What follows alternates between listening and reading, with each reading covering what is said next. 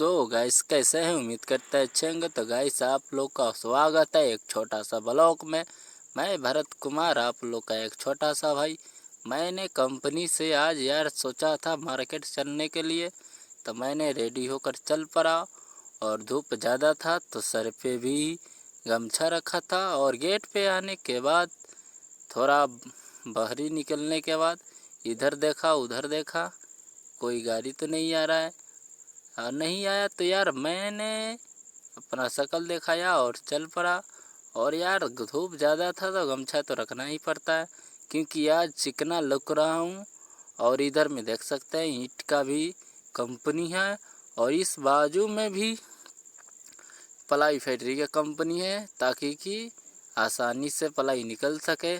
फिर मैंने थोड़ा देर वेट किया, गाड़ी का नहीं मिला तो मैंने फिर से चल पड़ा यार।